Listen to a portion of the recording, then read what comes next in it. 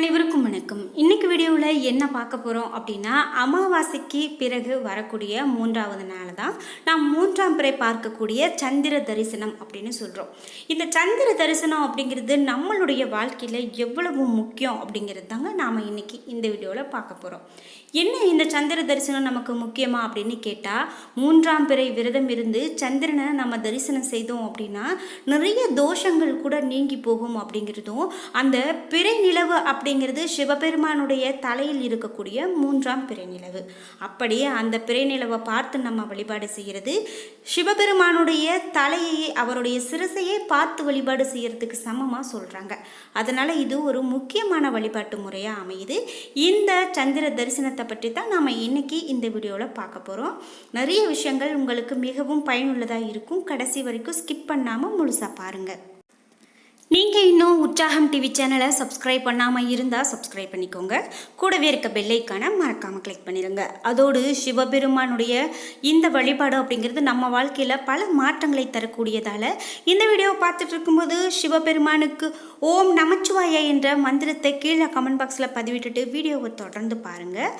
இன்னும் நிறைய சுவாரஸ்யமான தகவல்கள் இருக்குது. வாங்க வீடியோக்குள்ளே போகலாம். உங்களுடைய வாழ்க்கையில் ஏதாவது ஒரு விஷயம் நான் நினைச்சு நடக்கலை, அதே போல் நான் திருமணம் வயதாகியும் இன்னும் திருமணம் நடக்கலை, தள்ளி போயிட்டே இருக்குது, திருமணம் ஆகியும் குழந்தை பாக்கியம் இல்லை அப்படின்லாம் நிறைய பிரச்சனைகளை நீங்கள் வச்சுருக்கீங்க அப்படின்னா அதற்கு சரியான முறையில் ஒரு ஜோதிடர்கிட்ட பலன் கேட்கணும். அந்த வகையில் நீங்கள் பவன் நம்பூதிரி அப்படின்னு சொல்லக்கூடிய வராகி அம்மன் ஜோதிட நிலையத்தில் நீங்கள் ஜோதிட பலன் கேட்கும்போது கண்டிப்பாக உங்களுடைய வாழ்க்கையில் நல்லதொரு பலன்கள் ஏற்படுங்க. அந்த வகையில் இந்த வீடியோவுக்கு கீழே டிஸ்கிரிப்ஷனில் நான் வராகி அம்மன் ஜோதிட நிலையத்தினுடைய தொலைபேசி எண் கொடுத்துருக்கேன். நீங்களும் சென்று முயற்சி செய்து பாருங்கள். நாம் இப்போ மூன்றாம் பிறை சந்திர தரிசனத்தை பற்றி பார்த்துட்ருக்கோம். ஒவ்வொரு அமாவாசைக்கு பிறகும் வரக்கூடிய மூன்றாவது நாள் மூன்றாம் பிறை நாள் அப்படின்னு நம்ம சொல்கிறோம்.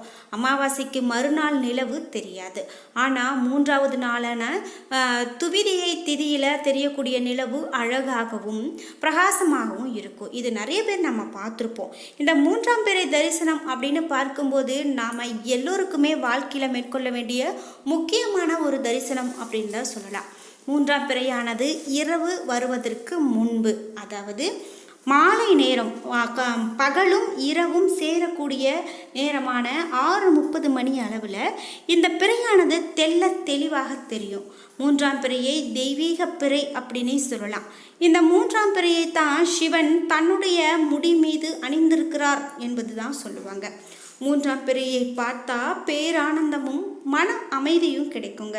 மன கஷ்டங்கள் வருத்தங்கள் எல்லாமே நீங்கி போகும் அப்படின்னு சொல்லுவாங்க.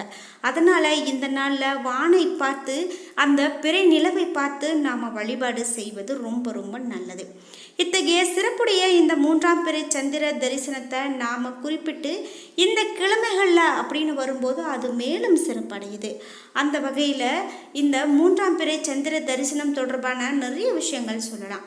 இதற்கு ஒரு வரலாற்று மூலமாக ஒரு புராண கதை ஒன்று சொல்கிறாங்க. அது என்ன அப்படின்னு பார்க்கும்போது, ஒரு முறை விநாயக பெருமான் சிவனுடைய அதிகாரத்தையும் பொறுப்புகளையும் ஏற்றுக்கொண்டாராம். அதன் பிறகு விநாயகர் அனைத்து உலகங்களையும் பார்வையிட சென்றாராம். எல்லா உலகத்தையும் பார்வையிட்ட விநாயகர் சந்திரனையும் பார்க்க சென்றாராம். சந்திரன் ஒரு முழு வெண்மதி என்பதால் விநாயகருடைய திருவுருவை பார்த்து கேலி செய்தாராம். இதனால் கோபம் அடைந்த விநாயக பெருமான், உன்னுடைய அழகு இன்று முதல் இருண்டு, உன்னை உலகத்தார் வணங்க மாட்டாங்க அப்படின்னு சாபம் கொடுத்தாராம். விநாயகருடைய சாபத்தால சந்திரனுடைய அழகு குறைஞ்சு போனதாம். இதனால கவலை அடைந்த சந்திரன் மனம் வருந்தி சிவனை நோக்கி கடும் தவம் இருந்தாராம். அந்த தவத்தின் பயனாக ஈசன் துணையுடன் தன்னுடைய பழைய அழகை பெற்றாராம். சந்திரனை தரிசிக்கக்கூடிய வேளையில் கையில் காசை வச்சு மூடிக்கொண்டு வளமாக 3 முறை சுற்றி மீண்டும் ஒரு முறை பிறையை தரிசித்து வணங்க பெண்களுக்கு மாங்கல்ய பலம் ஏற்படும் அப்படின்னு சொல்லுவாங்க. மூன்றாம் நாளில் சந்திர தரிசனம் காண்பவர்களுக்கு ஞாபக சக்தி அதிகமாக இருக்குமா. இது நம்ம ஆன்மீகம் மற்றும் அறிவியல் ரீதியாகவும் எடுத்துக்கலாம். அறிவியல் ரீதியாக பௌர்ணமி நிலவானது நம்ம மேலே படும்போது மிக பெரும் மாற்றங்கள் ஏற்படும் அப்படின்னு சொல்லுவாங்க. அன்றைக்கு அதிர்வலைகள் அதிகமாக இருக்கும் அப்படின்னும் அந்த பிரபஞ்சத்தினுடைய சக்தி மாறுபட்டு காணப்படும் அப்படின்னு சொல்லுவாங்க. அந்த வகையில் இந்த சந்திரனுடைய தரிசனம் அப்படின்னு பார்க்கும்போது மூன்றாம் பிறை தரிசனமும் மிகவும் சக்தி வாய்ந்ததாகத்தான் அமையுது. அப்படி மூன்றாம் நாளில் சந்திர தரிசனம் காண்பவர்களுக்கு ஞாபக சக்தி அதிகமாக இருக்கும். இதன் காரணமாகவே குழந்தைகளுக்கு இந்த சந்திர தரிசனத்தை பற்றி கற்றுக் கொடுப்பது ரொம்பவே நல்லது. இதோடு நமக்கு மனக்குழப்பம் நீங்கும் அப்படின்னும் கண் பார்வை தெளிவாகும் என்றும் சொல்லுவாங்க. மேலும் ஆயுள் கூடும் என்பது மிகப்பெரிய நம்பிக்கை. நம்மளுடைய ஆயுள் கூடுவதற்கு இந்த பௌர்ணமி நிலவானது அல்லது இந்த சந்திரனுடைய ஒளியானது அப்படின்னு பார்க்கும்போது மிக பெரும் துணையாக இருக்குமா. சந்திர தரிசனம் செய்து வணங்குவதால நோய்கள் நீங்கும், ஆயுள் விருத்தியாகும். சந்திரனுக்கும் ஆயுளுக்கும் நெருங்கிய தொடர்பு இருக்குது. ஒருவருடைய ஜாதகத்தில் சந்திரன் கெட்டிருந்தா அவர்களுக்கு நீண்ட ஆயுள் அமையாது அப்படின்னு சொல்லுவாங்க. எனவே ஜாதகத்தில் சந்திரன் லக்னத்திற்கு 6, 8, 12ஆம் வீடுகளில் மறைவு பெற்றோ, விருட்சகத்தில் பெற்றோ அல்லது சனி, ராகு, கேது போன்ற அசுப கிரகங்களோடு சேர்ந்து இருந்தாலோ சந்திர தரிசனம் செய்து வணங்குவது தோஷம் போக்கி ஆயுளை விருத்தியடைய செய்யும் அப்படின்னு சொல்லுவாங்க. இப்போ மட்டும்தான் நாம் இந்த மூன்றாம் பிறை சந்திரனை வழிபடுவதால் நமக்கு பலன்கள் இப்படி கிடைக்குமா அப்படின்னு கேட்டால், சந்திரனோடு சர்ப்ப கிரகம் இருக்கும் அமைப்பு, சந்திரன் நீசமாக இருக்கக்கூடிய அமைப்பு இருக்கிறவங்க சந்திர வழிபாட்டை அவசியமாக மேற்கொள்ளணும். மேலும் ஜாதகத்தில் சந்திரன் நீச்சம் அடைந்தவர், சந்திரனுடன் ராகு கேதுக்கள் இணைந்து தோஷம் அடைந்தவர்கள் ஆகியோர் மூன்றாம் பிறை தரிசனம் செய்தாங்க அப்படின்னா கண்டிப்பாக தோஷங்கள் படிப்படியாக விலகும்.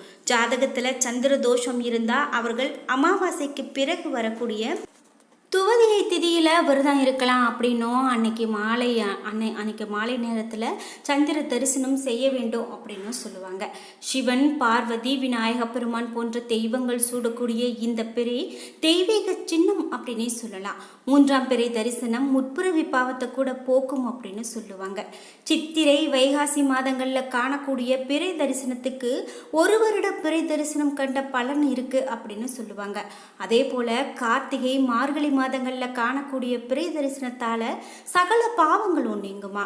ஆக மகிமை பெற்ற சந்திர பிறை தரிசனம் செய்தால் அறிவு வளரும், ஞான சக்தி கூடும், ஞாபகம் வளரும், மேலும் கேட்ட வரம் கிடைக்கும், செல்வ வளமும் சந்தோஷமும் தேடி வரும் அப்படின்னு சொல்லுவாங்க. அதே போல பங்குனி மாதத்தில் வரக்கூடிய சந்திர தரிசனத்தை கண்டோம் அப்படின்னா சிவனை தரிசித்த புண்ணியம் கிடைக்குமா. இதனால சிவ தரிசனம் காணணும், புண்ணியத்தை பெற வேண்டும் அப்படின்னு நினைக்கிறவங்க சந்திர தரிசனத்தை மேற்கொண்டாலே போதுமானது. குறிப்பிட்டு செவ்வாய் மற்றும் வெள்ளி, சனி இந்த நாளில் வரக்கூடிய சந்திர தரிசனத்தை நாம் வழிபட்டோம் அப்படின்னா இரட்டிப்பு பலனை பெற முடியுமா. சூரியனிடமும் சந்திரனிடமும் வேறு எந்த தெய்வத்திடமும் நாம் வேண்டியதை கேட்கும்போது கையேந்தியே கேட்க வேண்டும் அப்படின்னு சொல்லுவாங்க. அதுவே யாசகம் பெறுவது போன்றது அப்படின்னு சொல்லலாம். ஸ்ரீகிருஷ்ணர் கூட கர்ணனிடம் யாசகம் பெறும்போது கையேந்தியே பெற்றாரு. சிவபெருமான் கூட அனுதினம் அவரவர் செய்து வைத்திருக்கக்கூடிய தர்மத்தை பிச்சையாக வாங்கி அதனுடைய பலனை அவருக்கு மீண்டும் பிச்சையாக இடுவார் அப்படின்னே சொல்லுவாங்க. இதைப்படி இதையே படி அளப்பது அப்படின்னு சொல்லுவாங்க. எனவே இவை உணர்த்தக்கூடிய பவ்யமான மரியாதையாக பிறை தரிசனம் செய்யும் போது நாம் வேண்டிக் கொள்ளலாம். அது மட்டும் இல்லாமல் ஆயுள் அதிகரிக்க இறைவனுடைய அருள் நமக்கு கிடைக்கும். சந்திரனுடைய நட்சத்திரங்களான ரோகிணி மற்றும் அஸ்தம், திருவோணத்தில் பிறந்தவர்கள் தங்களுடைய வாழ்நாள் முழுவதும் இந்த மூன்றாம் பிறை தரிசனத்தை கண்டா சந்திரனுடைய பரிபூர்ண அருளை பெற முடியும். மூன்றாம் பிறையை தரிசனம் செய்தால் சிவனுடைய சிரசையே நேரில் தரிசனம் செய்ததாக அர்த்தப்படுது. தொடர்ந்து மூன்றாம் பிறை தரிசனம் செய்து வந்தோம் அப்படின்னா வாழ்க்கையில் வற்றாத வளத்தை பெற முடியும். அதை பெற்று நம்ம பிரகாசமாக திகழ்ந்து வாழ முடியும் அப்படின்னும் இந்த சிவபெருமானுடைய அருளை பெறுவதற்காக சொல்லுவாங்க. குறிப்பிட்டு சிவபெருமானின் தரிசனத்தை நாம் காணணும், அவருடைய அருளை பெற வேண்டும் அப்படின்னு நினைச்சா சந்திரனுடைய தரிசனம், அதாவது மூன்றாம் பிறையில் வரக்கூடிய சிவபெருமானின் சிரசில் அணிந்த அந்த மூன்றாம் பிறையை நாம் சென்று வழிபட்டாலே போதுமானது. என்ன நண்பர்களே, இன்னைக்கு வீடியோவில் மூன்றாம் பிறை தரிசனத்தை பற்றிய நிறைய தகவல்களை தெரிஞ்சுக்கிட்டோம். இந்த வீடியோ உங்களுக்கு மிகவும் பயனுள்ளதாக இருந்திருக்கும். வீடியோ உங்களுக்கு பிடிச்சிருந்தா லைக் பண்ணுங்கள், ஷேர் பண்ணுங்கள், கமெண்ட் பண்ணுங்கள். நீங்கள் இன்னும் உற்சாகம் டிவி சேனலை சப்ஸ்கிரைப் பண்ணாமல் இருந்தால் சப்ஸ்கிரைப் பண்ணிக்கோங்க. கூடவே இருக்க பெல் ஐக்கானை மறக்காமல் கிளிக் பண்ணிடுங்க. அப்போ தான் நாங்கள் போடுற இது போன்ற பயனுள்ள வீடியோக்கள் உங்களுக்கு உடனுக்குடன் நோட்டிஃபிகேஷனாக வந்து சேரும். நன்றி வியூவர்ஸ்.